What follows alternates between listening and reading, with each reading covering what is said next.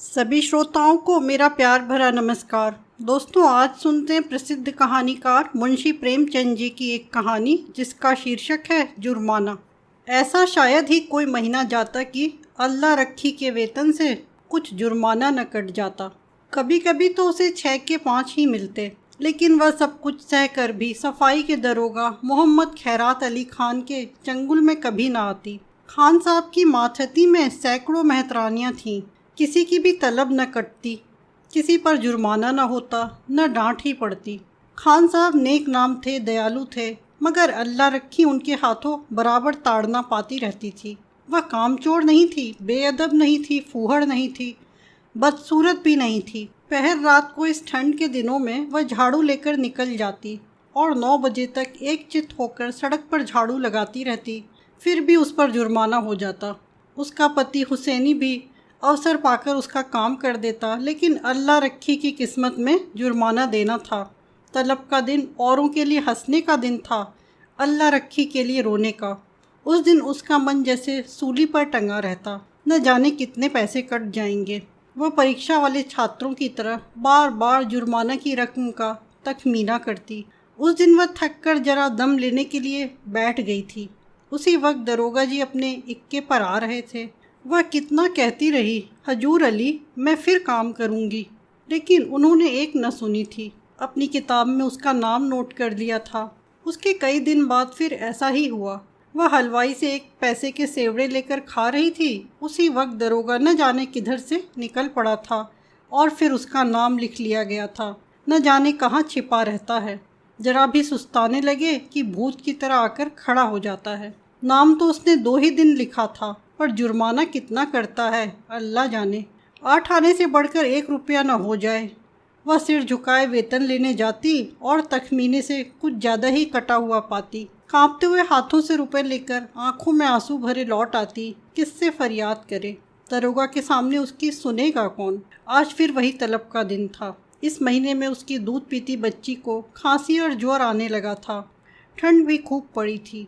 कुछ तो ठंड के मारे और कुछ लड़की के रोने चिल्लाने के कारण उसे रात रात भर जागना पड़ता था। कई दिन काम पर जाने में देर हो गई। दरोगा ने उसका नाम लिख लिया था। अब के आधे रुपए कट जाएंगे। आधे भी मिल जाएं तो गनीमत है, कौन जाने कितना कटा है। उसने तड़के बच्ची को गोद में उठाया और झाड़ू लेकर सड़क पर जा पहुंची, मगर वह दुष्ट गोदी से उतरती ही न थी। उसने बार बार दरोगा के आने की धमकी दी। अभी आता होगा, मुझे भी मारेगा, तेरे भी नाक कान काट लेगा।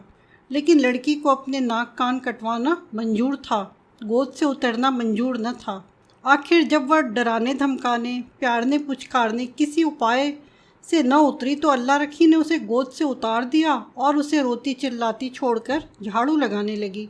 मगर वह अभागिनी एक जगह बैठकर मन भर रोती भी न थी। अल्लाह रखी के पीछे लगी हुई बार बार उसकी साड़ी पकड़कर खींचती, उसकी टांग से लिपट जाती, फिर ज़मीन पर लौट जाती और एक क्षण में उठकर फिर रोने लगती।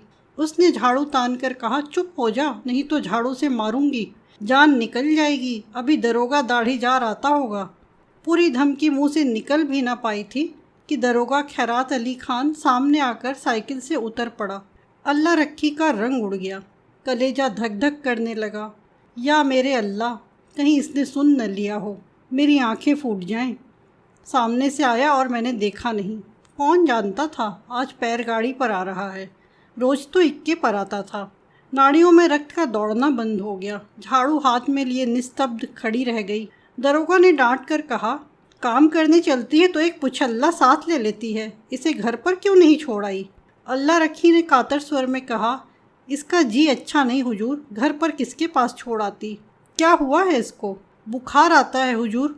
और तू इसे यूं छोड़कर रुला रही है? मरेगी कि जिएगी? गोद में लिए लिए काम कैसे करूं हुजूर? छुट्टी क्यों नहीं ले लेती? तलब कट जाती हुजूर, गुजारा कैसे होता? इसे उठा ले और घर जा। हुसैनी लौट कर आए तो उधर झाड़ू लगाने के लिए भेज देना। अल्लाह रखी ने लड़की को उठा लिया और चलने को हुई। तब दरोगा जी ने पूछा, मुझे गाली क्यों दे रही थी? अल्लाह रखी की रही सही जान भी निकल गई, काटो तो लहू नहीं। थर थर कांपती बोली, नहीं हुजूर, मेरी आंखें फूट जाएं जो तुमको गाली दी हो। और वह फूट फूट कर रोने लगी। संध्या समय हुसैनी और अल्लाह रखी दोनों तलब लेने चले। अल्लाह रखी बहुत उदास थी। हुसैनी ने सांत्वना दी, तो इतनी उदास क्यों है? तलब ही न कटेगी, काटने दे। अब की से तेरी जान की कसम खाता हूँ, एक घूंट दारू या ताड़ी नहीं पीऊँगा। मैं डरती हूँ बर्खास्त न कर दें, मेरी जीभ जल जाए। कहाँ से कहाँ? बर्खास्त कर देगा? कर दे, उसका अल्लाह भला करे, कहाँ तक रोए। तुम मुझे नाहक लिए चलते हो, सबकी सब हंसेंगी। बर्खास्त करेगा तो पूछूंगा कि किस इल्ज़ाम पर बर्खास्त करते हो? गाली देते किसने सुना? कोई अंधेर है जिसे चाहे बर्खास्त कर दे, और कहीं सुनवाई न हुई तो पंचों से फरियाद करूंगा, चौधरी के दरवाजे पर सर पटक दूंगा। ऐसी ही एकता होती तो दरोगा इतना जरिमाना करने पाता। जितना बड़ा रोग होता है उतनी दवा होती है पगली। फिर भी अल्लाह रखी का मन शांत न हुआ। मुख पर विषाद का धुआं सा छाया हुआ था। दरोगा क्यों गाली सुनकर भी बिगड़ा नहीं? उसी वक्त उसे क्यों नहीं बर्खास्त कर दिया? यह उसकी समझ में ना आता था। वह कुछ दयालु भी मालूम होता था। उसका रहस्य वह न समझ पाती थी, और जो चीज़ हमारी समझ में नहीं आती उसी से हम डरते हैं। केवल जुर्माना करना होता तो उसने किताब पर उसका नाम लिखा होता। उसको निकाल बाहर करने का निश्चय कर चुका है, तभी दयालु हो गया था। उसने सुना था कि जिन्हें फांसी दी जाती है उन्हें अंत समय खूब पूरी मिठाई खिलाई जाती है। जिससे मिलना चाहे उससे मिलने दिया जाता है। निश्चय बर्खास्त करेगा। म्यूनसिपैलिटी का दफ्तर आ गया। हजारों मेहतरानियाँ जमा थीं, रंग बिरंगे कपड़े पहने, बनाव सिंगार किए। पान सिगरेट वाले भी आ गए थे, खोचे वाले भी। पठानों का एक दल भी अपने असामियों से रुपए वसूलने करने आ पहुंचा था। वह दोनों भी जाकर खड़े हो गए। वेतन बंटने लगा। पहले मेहतरानियों का नंबर था। जिसका नाम पुकारा जाता वह लपक कर जाती और अपने रुपए लेकर दरोगा जी को मुफ्त की दुआएं देती हुई चली जाती। चंपा के बाद अल्लाह रखी का नाम बराबर पुकारा जाता था। आज अल्लाह रखी का नाम उड़ गया था। चंपा के बाद जहूरन का नाम पुकारा गया, जो अल्लाह रखी के नीचे था। अल्लाह रखी ने हताश आंखों से हुसैनी को देखा। मेहतरानियाँ उसे देख देख कर कानाफूसी करने लगी। उसके जी में आया घर चली जाए। यह उपहास नहीं सहा जाता। ज़मीन फट जाती कि उसमें समा जाती। एक के बाद दूसरा नाम आता गया, और अल्लाह रखी सामने के वृक्षों की ओर देखती रही। उसे अब इसकी परवाह न थी कि किसका नाम आता है, कौन जाता है, कौन उसकी ओर ताकता है, कौन उस पर हंसता है। सहसा अपना नाम सुनकर वह चौंक पड़ी। धीरे से उठी और नवेली बहू की भांति पग उठाती हुई चली।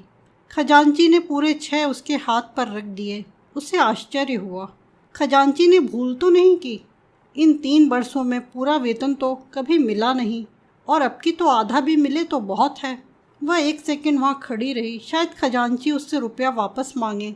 जब खजांची ने पूछा, अब क्यों खड़ी है, जाती क्यों नहीं, तब वह धीरे से बोली, ये तो पूरे रुपए हैं। खजांची ने चकित होकर उसकी ओर देखा। तो और क्या चाहती है, कम मिले? कुछ जरिमाना नहीं है? नहीं, अब की कुछ जरिमाना नहीं है। अल्लाह रखी चली, पर उसका मन प्रसन्न न था। वह पछता रही थी कि दरोगा जी को गाली क्यों दी। दोस्तों, आप सुन रहे थे मुंशी प्रेमचंद जी की कहानी जुर्माना। आपको कहानी कैसी लगी? लाइक, कमेंट और शेयर करें। चैनल श्रेष्ठ कहानियाँ को सब्सक्राइब करें। मिलते हैं फिर एक और नई कहानी में। धन्यवाद।